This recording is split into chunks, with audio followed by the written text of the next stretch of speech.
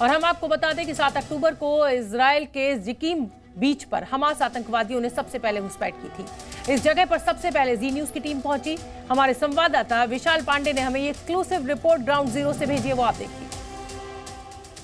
जी news की team इस वक्त इजराइल के वॉर जोन में ग्राउंड जीरो पर मौजूद है और इस वक्त जहां पर मैं खड़ा हूं ये जिकिम बीच का एरिया है जहां से 7 अक्टूबर की सुबह हमास के आतंकियों ने इजराइल में घुसपैठ की थी। इस पूरे इलाके में अब सन्नाटा है क्योंकि समंदर के रास्ते से हमास के आतंकी यहां पर घुसे थे और इस पूरे इलाके में सबसे ज्यादा कत्लेआम हमास के आतंकियों की तरफ से मचाया गया था और यहां पर बीच के किनारे या सड़कों पर जो भी लोग थे उनको मौत के घाट उतार दिया था हमास के आतंकियों ने। यहां पर कई लोगों को किडनैप किया था और इस रास्ते से, क्योंकि भूमध्य सागर का एरिया है जो आप देख रहे हैं मेरे पीछे, इसी रास्ते से गाजा पट्टी से इधर इजराइल जो कि दक्षिणी हिस्सा है जहां पर मैं खड़ा हूं, इसी जिकिम बीच के पास आए थे और कई आतंकवादी कुछ दिनों तक इस इलाके में रुके हुए थे जिन्हें कुछ को इजराइल के डिफेंस फोर्सेस ने मार गिराया था और इस बात की संभावना लगातार बनी हुई है कि हमास के आतंकी इस इलाके में छिपे हो सकते हैं। हालांकि कितनी संख्या में हैं ये किसी को नहीं पता है, लेकिन इजरायली डिफेंस फोर्सेस लगातार अपना ऑपरेशन चला रही है, उन लोगों को चुन चुन कर मार भी रही है और साथ ही इस पूरे इलाके में आपको फिलहाल सन्नाटा दिखाई देगा। ये जिकिम बीच का एरिया है जहां पर इस वक्त मैं खड़ा हूं। देखिए इजरायली डिफेंस फोर्सेस की टीम भी इस वक्त इस तरफ आ रही है। हम ज्यादा देर तक यहां पर नहीं मौजूद रह सकते हैं, लेकिन क्योंकि सुरक्षा कारणों के चलते हमें यहां से जाना होगा। पर जिकिम बीच जहां से हमास के आतंकियों ने घुसपैठ की थी वहां से जी न्यूज आपको ग्राउंड रिपोर्ट दिखा रहा है। पहला ऐसा चैनल है जो इस जगह पर पहुंचा है क्योंकि हमास के आतंकी बड़ी तादाद में यहां पर पहुंचे थे। इस तरफ भी आप देखिए सब कुछ आपको खाली दिखाई देगा। ये पूरा टूरिस्ट एरिया रहता है जिकिम बीच का और अब यहां पर फिलहाल कोई भी मौजूद नहीं है क्योंकि इस पूरे एरिया को मिलिट्री ने अपने कंट्रोल में ले रखा है और हमास के जो आतंकी हैं वो इसी इलाके से घुसपैठ करके इजराइल की सीमा में घुसे थे। कैमरामैन जयदीप के साथ विशाल पांडे, जी मीडिया, जिकिम बीच, इजराइल। तो जंग से अभी तक हुए नुकसान को अब आप आंकड़ों के जरिए समझिए। लगातार हम आपको बता रहे हैं 4000 से ज्यादा लोगों की जान जा चुकी है। गाजा बॉर्डर पर 3 लाख सैनिकों की तैनाती की गई है। गाजा में 2770 लोगों की मौत हो चुकी है तो वहीं 1400 से ज्यादा लोगों की मौत इजराइल में हुई है। 4 लाख लोग शेल्टर होम में तब्दील स्कूलों में शरण लिए हुए हैं। जंग में 30 अमेरिकियों की भी जान गई है। तो जंग का 10वां दिन और ये कहर जो है मानव हानि का वो लगातार जारी है। जी न्यूज संवाददाता विशाल पांडे हमारे साथ जुड़ रहे हैं। विशाल, वहां गाजा पर पहुंचने वाले सबसे पहले रिपोर्टर, और विशाल सबसे पहले तो मैं यही पूछूंगी आपसे कि आप कैसे हैं, क्योंकि बहुत मुश्किल हालात में आप इस समय हमारे तक ये रिपोर्ट्स भेज रहे हैं। मैं समझ सकती हूं कि वॉर जोन में रहना बहुत मुश्किल होता है, पल पल पर सायरन बजता है, जल्दी जल्दी आपको दौड़कर बंकरों में जाना पड़ता है, सारी रात ऐसे ही गुजर जाती है। लेकिन अगर मैं जमीनी सच की बात करूं आपसे, इस समय आप जमीन पर क्या देख रहे हैं? क्या हालात बद से बदतर हो रहे हैं या आपको लग रहा है कि अब कुछ ऐसे इजराइल भी चाहता है कि एक शांति का रास्ता निकले?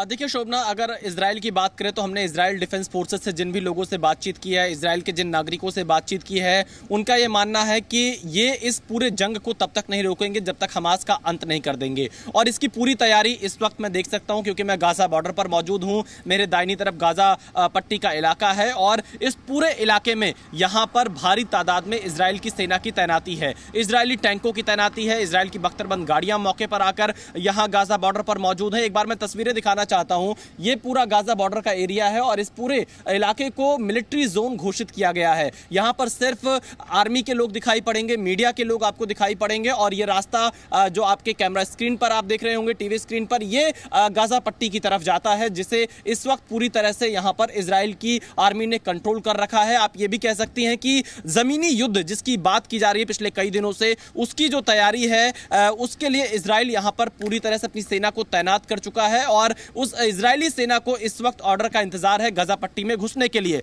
लेकिन गजा पट्टी में घुसना इतना आसान भी नहीं होगा क्योंकि गजा पट्टी जितना ऊपर दिखता है उतना ही नीचे है। टनल के अंदर, जमीन के नीचे जो टनल बना रखे हैं वो कहीं ना कहीं हमास के सबसे बड़े हथियार के तौर पर इस्तेमाल किए जाते हैं हमास के द्वारा और वहीं से बहुत सारी चीजें, वो अपना पूरा दफ्तर भी टनल से चलाते हैं और कई जगह इस बात की भी आशंका हो सकती है कि आईईडी भी यहां पर बिछाई गई हो हमास की तरफ से। तो तमाम चीजों की अभी ग्राउंड असिस्ट यहां पर किया जा रहा है इजराइल की तरफ से, और इसीलिए जमीनी युद्ध को शुरू करने में इजराइल अभी वक्त ले रहा है। 7 अक्टूबर से आज 16 अक्टूबर हो चुका है। इजराइल भेज रहे हैं उसमें हमें टैंक्स दिखाई दे रहे हैं, और ये जानकारी भी लगातार आप हम तक पहुंचा रहे हैं हमारे दर्शकों तक कि इन टैंक से बमबारी की जा रही है गाजा बॉर्डर से इजराइल के अंदर। अगर मैं आपसे समझना चाहूं तो ये जो टैंक जहां पर खड़े हुए हैं और जो गाजा बॉर्डर है वो कितनी दूरी होगी, और आप बता ही रहे हैं कि बेहद दिक्कतें हैं क्योंकि हो सकता है कि जो टनल्स हैं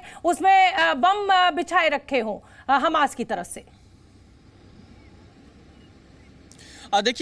देखिए शोभना जी, बिल्कुल इस वक्त मैं जहां पर खड़ा हूं यहां से बहुत ही नजदीक गाजा बॉर्डर है, आप ये कह सकते हैं मात्र 1 किलोमीटर की दूरी पर, और आज उस इलाके में हम लोग को जाने की अनुमति नहीं है जहां पर इजरायली टैंक की तैनाती की गई है, जहां से हमले किए जा रहे हैं। उस इलाके को आज पूरी तरह से सील कर दिया गया है, मिलिट्री जोन घोषित कर दिया गया है। लेकिन जो मैंने पिछले 10 दिनों में यहां रहकर देखा है वो बहुत बड़ी तैनाती, बहुत बड़ी तैयारी इजराइल की सेना की तरफ से इस गाजा बॉर्डर पर है। लगभग जिस पोजीशन पर मैं खड़ा हूं यहां से लेकर 5 से 8 किलोमीटर की दूरी तक हमें टैंकों की तैनाती यहां पर दिखाई पड़ी है। टैंक तैनात किए गए, बख्तरबंद गाड़ियां तैनात की गई हैं, और ये जो पूरा सद्रौश शहर है जहां इस वक्त मैं मौजूद हूं, इस शहर को खाली करा लिया गया है। आम नागरिक अब इस शहर में नहीं है। जो इजराइल की मिलिट्री है, रिजर्व फोर्स है, वो अलग अलग स्कूलों में और जो कम्युनिटी हॉल है वहां पर आकर रुक रहे हैं ताकि इस पूरे इलाके में इजराइल की जो सेना है उसकी ताकत को, उसकी तैनाती को और ज्यादा बढ़ाया जा सके। ये तस्वीरें मैं आज सुबह से भी देख रहा हूं, लगातार तैनाती बढ़ाई जा रही है क्योंकि आप देखिए कई देश अब इसमें इन्वॉल्व हो रहे हैं। अमेरिका ये कह रहा है कि इजराइल को गजा पट्टी पर कब्जा करने की गलती नहीं करनी चाहिए। इजराइल इसके अलावा अगर आप देखिए अमेरिका फिलिस्तीन में मानवाधिकार की भी बात अब कर रहा है, मानवाधिकार के मुद्दे को अमेरिका उठा रहा है, और साथ ही जो अरब देश हैं उनकी बहुत महत्वपूर्ण बैठक बुधवार को होने वाली है, यानी परसों, जिनके विदेश मंत्री एक साथ जेद्दा में बैठक करेंगे सऊदी अरब में। वो फिलिस्तीन और इजराइल के बीच में जो अभी हालात हैं, इजराइल और हमास का जो युद्ध चल रहा है उस पर चर्चा करेंगे। तो कई अरब देश भी इस पूरे मामले पर नजर बनाए हुए हैं। मुझे एक छोटा सा अपडेट और दे दीजिए, मुझे ब्रेक लेना होगा विशाल, लेकिन उससे पहले एक छोटा सा अपडेट मैं आपसे चाहूंगी। तेल अवीव में क्या हालात है, राजधानी है, वहां पर इस समय क्या हालात है, किस तरीके, क्या वहां भी बमबारी और रॉकेट से हमले हो रहे हैं? देखिए शोभना, वहां पर रॉकेट के सायरन लगातार बजते हैं कुछ घंटों के अंतराल पर, लेकिन जो यहां का एयर डिफेंस कवच है इजराइल का, आयरन डोम, उसके माध्यम से उन रॉकेट को बीच रास्ते में ही नष्ट कर दिया जाता है। तेल अवीव में मैं भी रुकता हूं, रात में कई बार सायरन बजता है, हमें बंकर की तरफ जाना पड़ता है, लेकिन अभी पिछले कुछ दिनों में तेल अवीव में किसी भी रॉकेट से हमला करने में हमास सफल नहीं हो पाया है। आयरन डोम जो इजराइल का है वो काफी मजबूती से उस इलाके में काम कर रहा है, लेकिन इस इलाके में एक आध रॉकेट जरूर हमास की तरफ से अब गिर जा रहे हैं। हालांकि रॉकेट बहुत बड़ी संख्या में हमास की तरफ से दागे जा रहे हैं इजराइल की इस पूरी सीमा पर जो दक्षिणी शहर है, लेकिन इजराइल का आयरन डोम उन्हें पूरी तरह से नष्ट कर देता है। कुछ 1-2 रॉकेट अलग अलग हिस्सों में जाकर गिर रहे हैं, लेकिन फिलहाल युद्ध की ये बड़ी तैयारी है और इसमें लंबा वक्त शोभना यहां पर लग सकता है। बिल्कुल ठीक है विशाल, एक बार फिर मैं आपको धन्यवाद तो कहूंगी कि आप इस तरीके की रिपोर्ट्स हम तक पहुंचा रहे हैं, हमारे दर्शकों तक पहुंचा रहे हैं। साथ ही एक बार फिर कहूंगी कि आप और आपके कैमरामैन दोनों ही अपना ध्यान रखें, सुरक्षित घर लौटें और इसी तरीके से हमें अच्छी रिपोर्ट्स भेजते रहे। बहुत बहुत धन्यवाद विशाल आपका।